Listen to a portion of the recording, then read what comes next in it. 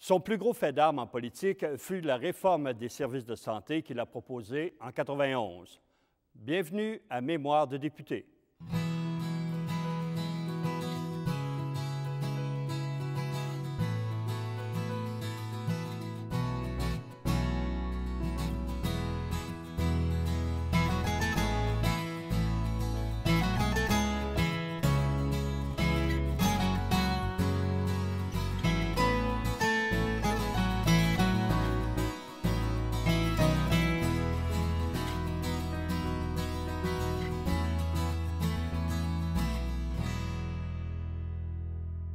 Bonjour, M. Gauthier. Bonjour. Vous avez hésité à vous représenter en 89. Pour quelle raison? Alors, c'était deux raisons. En fait, une première qui était la plus importante, qui a eu des problèmes de santé, particulièrement au niveau du dos, parce que je suis une personne qui n'aime pas faire des choses à moitié. Donc, j'y ai mis 16-17 heures par jour, presque 7 jours par semaine pendant toutes ces périodes-là, à travailler donc d'arrache-pied. Et donc, je ne savais pas si la santé allait me permettre de subir autant de pression. Premier élément. Deuxième élément, comme je suis arrivé en politique dans un deuxième mandat de gouvernement, j'avais pu constater que le deuxième mandat, pas mal plus difficile. L'historique faisait que un troisième mandat était presque inatteignable pour un gouvernement. Quand je mettais ça dans la balance, je regardais mes deux enfants de 7 et 5 ans qui n'avaient pas connu autre chose que 7 et 9 ans, c'est-à-dire qui n'avaient pas connu autre chose que la politique. Pas beaucoup présents, sauf une petite période durant l'été pour faire des excursions de pêche. Alors, à un moment donné, je me suis convaincu, ça c'est en mai et début juin 89, que j'arrêtais. Alors, quand je suis arrivé à la maison, puis que j'en ai discuté avec mon épouse, et les enfants, ils ne m'ont pas cru. Ils ne comprenaient pas, mais finalement, après un certain temps, ils ont compris que c'était vrai. Et j'étais très relax, là. C'était fait, c'était décidé. Et un soir, j'arrive chez moi pour souper, et les enfants sont à la table avec mon épouse. Puis il y a quelque chose qui se passe que je ne comprends pas. Alors, le plus jeune, qui a 7 ans, lui me regarde et dit, « Tu sais, papa, là, si tu veux faire un autre terme, il dit, nous autres, on n'a pas d'objection, là. » Je dis, « Ça vient d'où, ça, là? » Fait que là, personne d'autre parle, ni mon épouse. Fait que le plus jeune reprend, il dit, « M. Bourassa a appelé maman. » J'ai dit, « Quoi, hein? » Alors, mon épouse me dit, « Oui. » Elle dit, « M. Bourassa m'a téléphoné, puis il m'a dit qu'il avait besoin de toi, tu ne pouvais pas lâcher, qu'il comprenait la famille, ainsi de suite. » Puis je dis, « Tu lui as dit quoi? »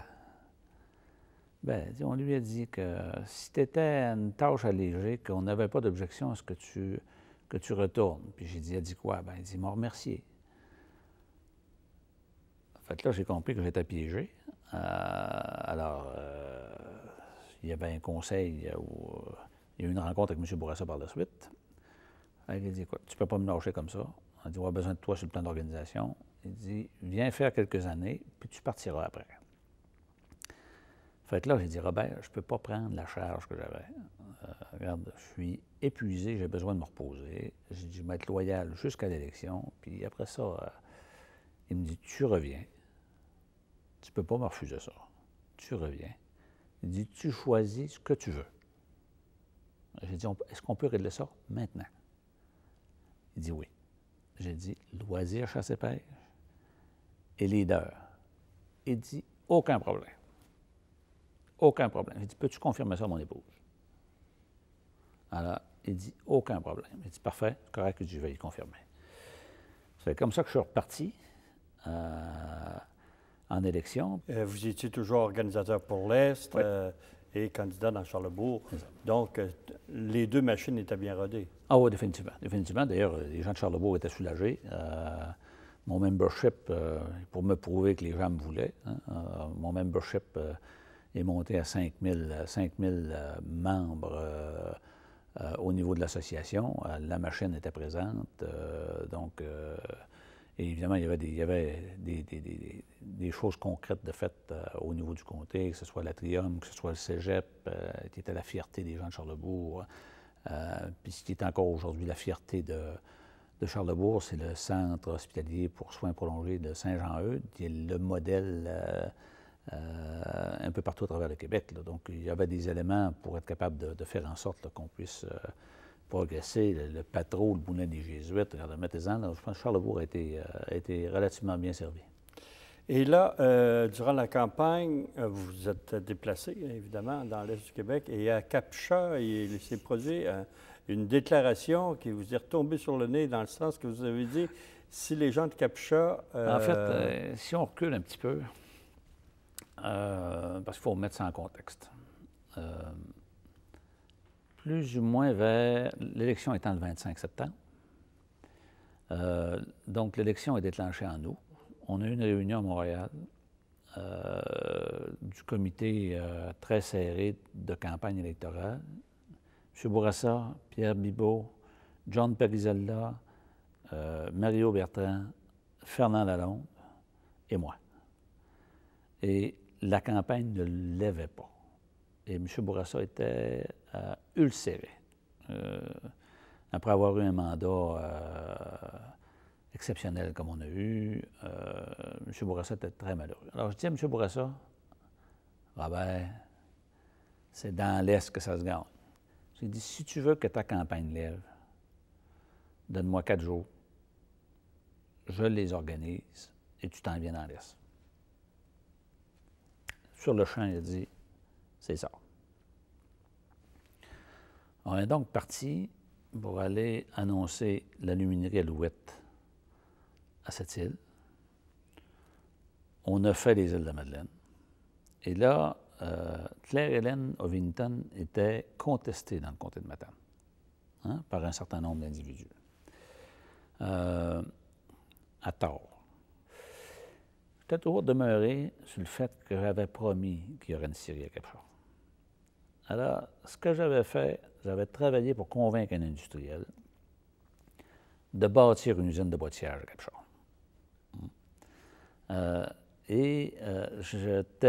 J'avais convaincu Albert Côté de donner un CAF, un volume de bois qui allait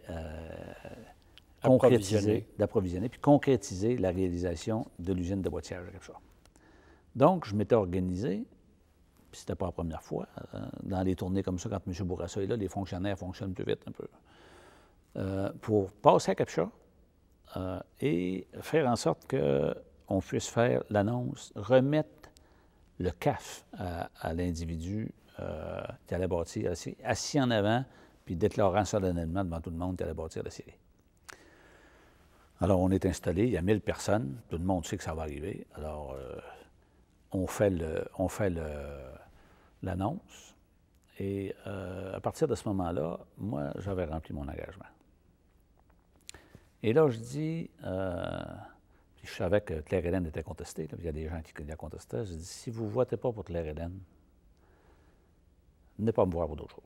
Ça n'a pas sorti comme vous l'aviez dit, c'est ça que vous dites? Non, ça, définitivement. Alors, j'ai été un peu collé avec ça parce que, évidemment, une des difficultés d'un organisateur politique qui devient ministre, c'est qu'il est forcément, pour la presse, il est forcément un patronat. Tu n'as pas de marge, tu n'as pas de bénéfice du tout. Donc, ça, c'est replacé maintenant dans le contexte, dans le vrai contexte. J'avais rempli mon engagement. Et qu'ont fait les gens de Cap-Chat?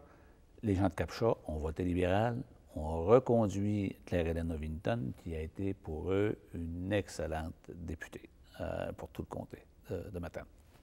Monsieur Côté, après l'élection de 89, formation du nouveau cabinet, M. Bourassa vous nomme ministre de la Santé et des Services sociaux, le plus gros ministère.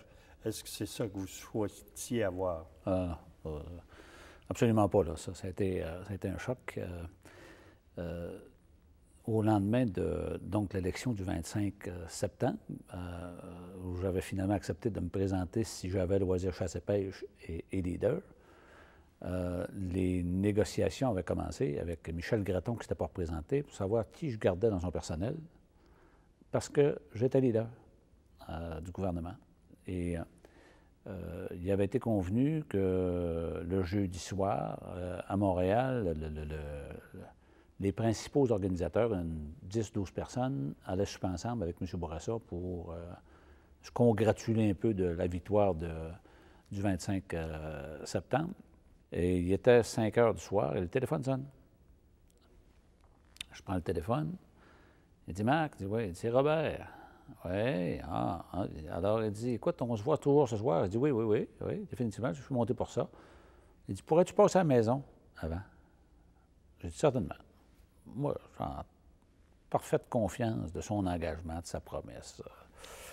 Alors, j'arrive chez lui, dans le salon. Alors, on commence à discuter du cabinet. Bon, un tel va aller à telle place, un tel à telle place, ainsi de suite. Et puis, il reste deux postes à combler. Santé, services sociaux.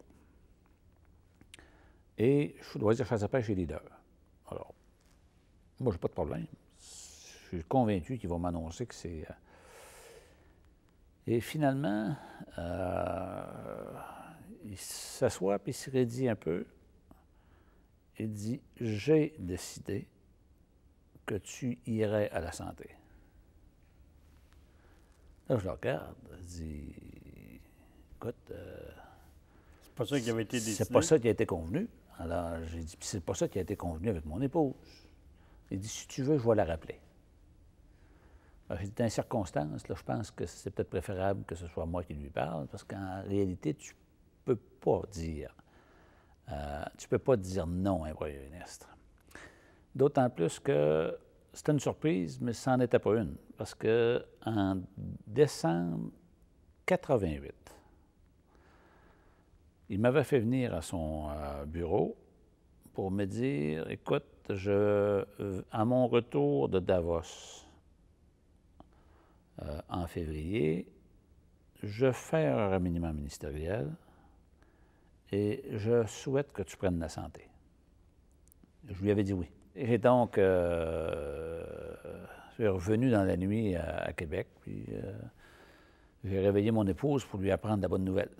Alors, on s'est retroussé les manches pour a travaillé. Un des premiers dossiers, la pratique des sages-femmes, la légalisation de la pratique. Première confrontation avec les médecins, sans doute. Je savais que j'avais un déficit d'appréciation sociale et qu'il fallait que je compense. Et ma technique à moi, qui vient de l'organisation, tu ne peux pas régler des dossiers, avoir l'heure juste, si tu n'as pas une complicité positive avec tes fonctionnaires. Ça a été ma marque de commerce au développement régional, ça a été ma marque de commerce au transport. Et donc, quand je suis arrivé au ministère, M. Dicker, qui était sous-ministre, dit, bon, M. Côté, il dit, il faudrait regarder le dossier. Il dit, j'ai pas le temps. Je vais d'abord aller remercier les employés qui m'ont bien servi au ministère des Transports. J'ai fait le tour de tous les étages pour remercier les gens. Après ça, j'ai dit à M. Dicker, je suis brûlé, je vais me prendre une semaine de congé. Donc, là, on est au mois d'octobre, début novembre. Alors, j'ai dit, bon, si je veux casser l'image du gars de transport pour un gars plus humanitaire, lorsque nous avons eu notre premier bébé, mon épouse a été en contact avec une préparation de sage-femme. Une approche plus douce, même si elle a été accouchée en milieu hospitalier par un médecin, je voyais qu'il y avait une différence d'approche. Alors, je dis à mon sous-ministre et à M. Lamarche, mon entrée publique au ministère, ça va être la loi sur les sages-femmes. Là, les visages sont longs. Puis là, on me répète, c'est le meilleur moyen de se casser la gueule. J'ai dit non. J'ai dit, c'est le meilleur moyen de faire la démonstration que sous ma gouverne, le ministère de la Santé va être orienté patient et non médecins. Alors, j'ai dit, préparez-moi le projet de loi, qui est un projet de loi pilote, qu'on a déposé en décembre 89. Alors, fait assez cocasse, je me suis retrouvé au début du mois de janvier à convoquer des partis pour voir qu'est-ce qu'on devait apporter comme changement au projet de loi pour créer un projet de loi pilote de 5 ans. Et là, j'ai convoqué tout le monde. Il y avait une vingtaine de personnes. Et quand je suis arrivé dans la salle où j'avais convoqué les gens au ministère, d'un côté de la table, c'était des femmes, de l'autre côté de la table, c'était des hommes.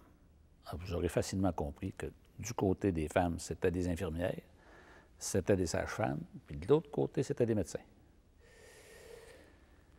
Et là, je me suis installé, puis la première chose que j'ai dit, il va avoir un projet de loi.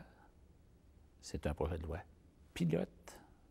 Et à la lumière, à la fin de l'expérience pilote, le gouvernement décidera si on a suffisamment de sécurité pour aller plus loin ou des modifications qu'il faut apporter. Alors, enlevez-vous de l'idée que le ministre va reculer. Il ne connaît pas ça, le reculon, le ministre. Alors, c'est en avant que ça va.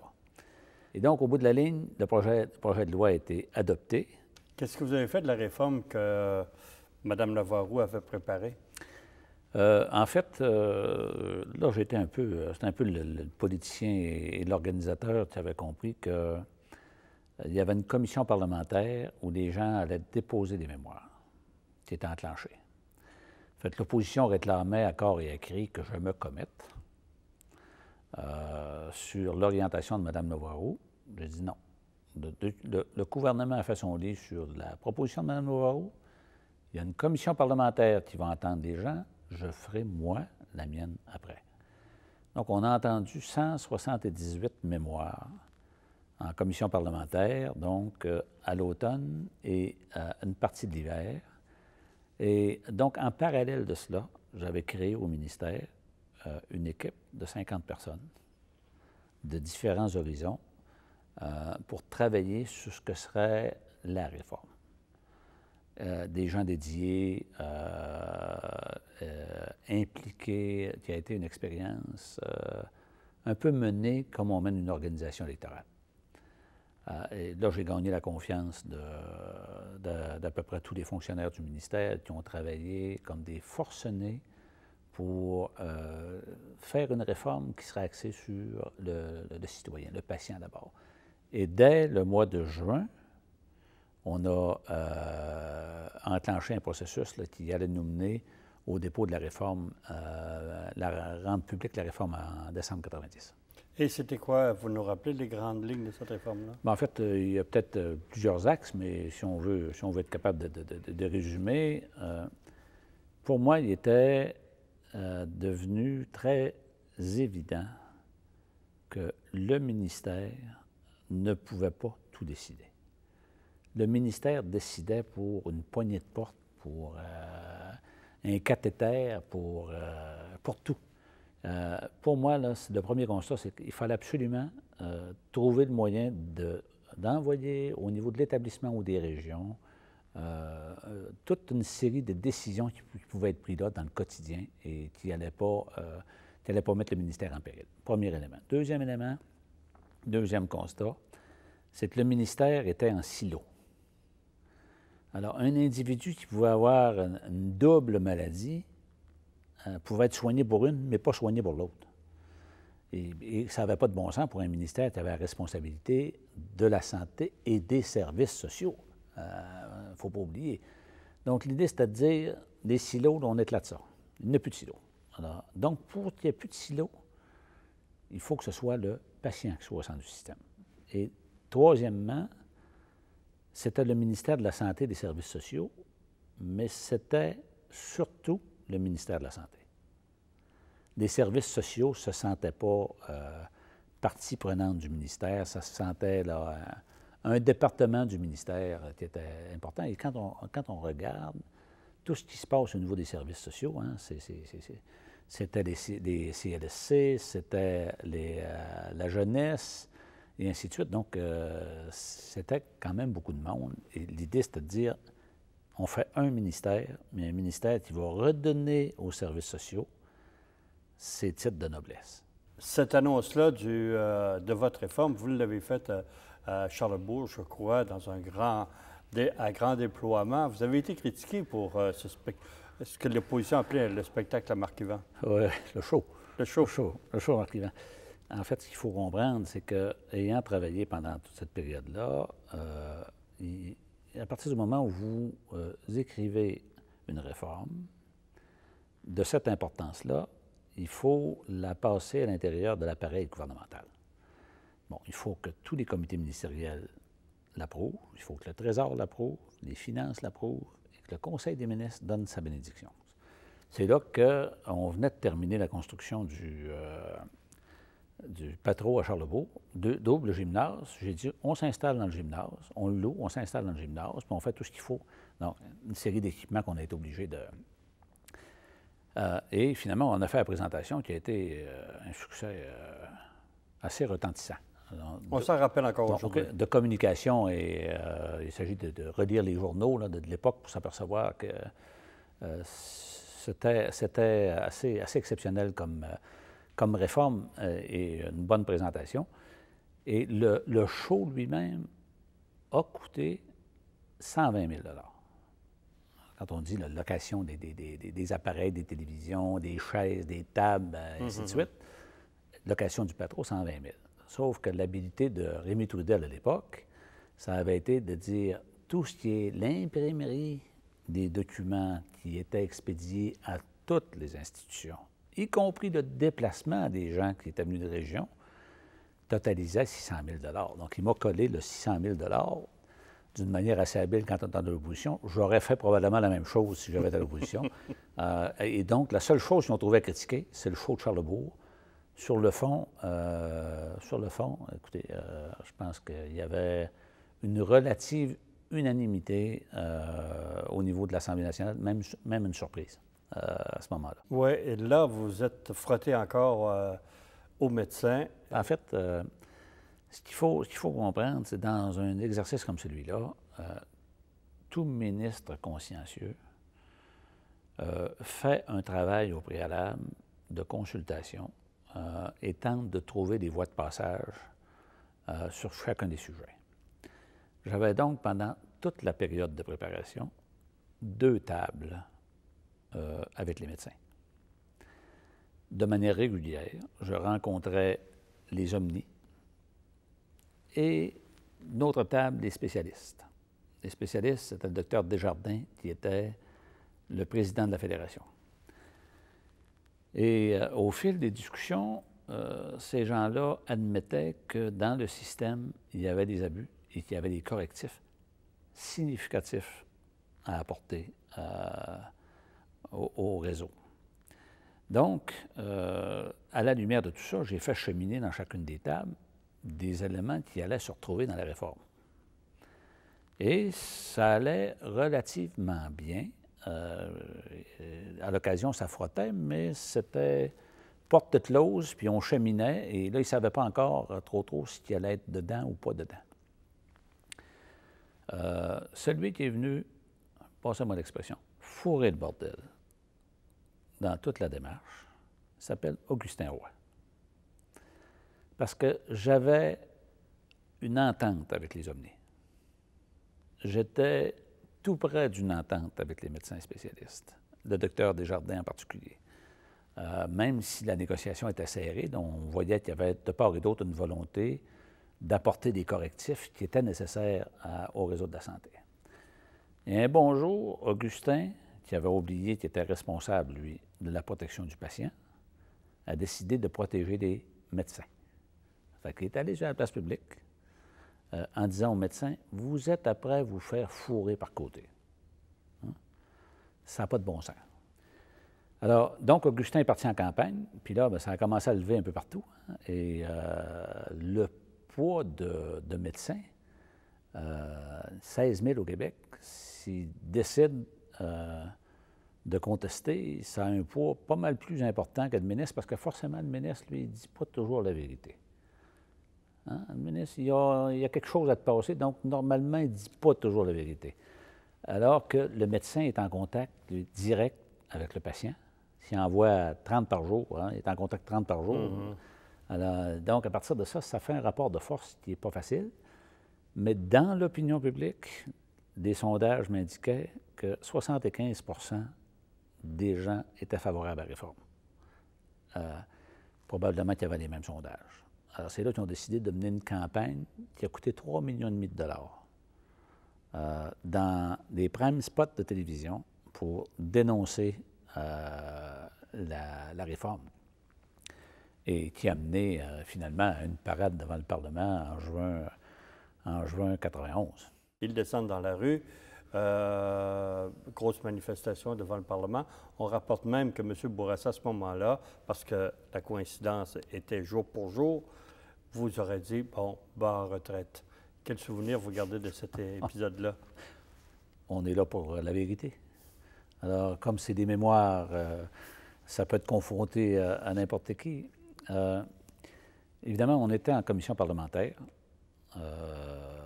pour l'étude du projet de loi article par article qui créait la réforme. Donc, on était en juin et le processus était très lent. Et donc, on avait donné l'ultimatum qu'il y aurait une motion de clôture et que tout devait être terminé le 21 juin, de telle sorte que la réforme puisse se mettre en œuvre à l'automne. Là, je sentais que le temps, même si on avait fait beaucoup de chemin, c'était très volumineux, très compliqué aussi, je sentais qu'on allait peut-être manquer de temps. Et là, les médecins sont descendus dans la rue.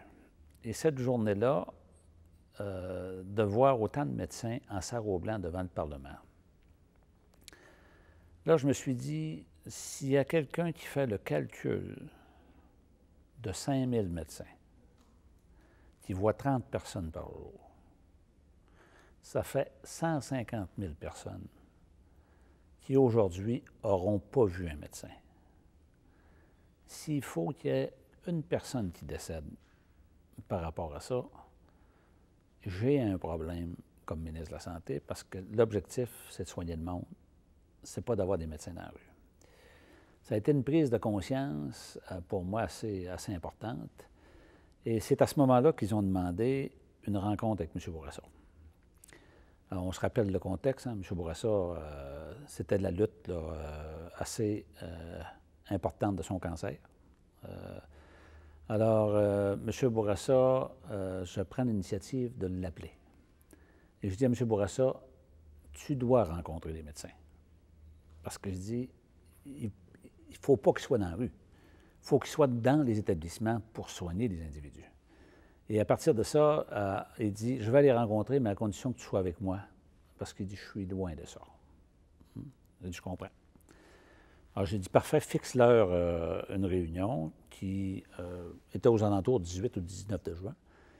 Et ce que j'avais convenu avant la réunion avec M. Bourassa, c'est que moi, j'étais prêt, s'il fallait avoir un fait saving pour eux, j'étais prêt à reculer ma date d'échéance et non pas la réforme. Alors, donc, M. Bourassa les a écoutés, m'a laissé répondre aux questions à sa place. Puis, à la fin, M. Bourassa leur a dit, on vous a entendu, vous aurez le mois de juillet pour vous asseoir de manière sérieuse pour faire des ajustements qui peuvent être faits. La session sera convoquée au mois d'août pour adopter la réforme. Et c'est exactement ce qui s'est passé. Et quand on a adopté la réforme en août de la même année, 85 de la réforme proposée était dans la réforme. Puis quand vous allez au cégep, puis vous avez des notes entre 85 et 90 règle générale, ils vous acceptent en médecine. Merci beaucoup, M. Colisée.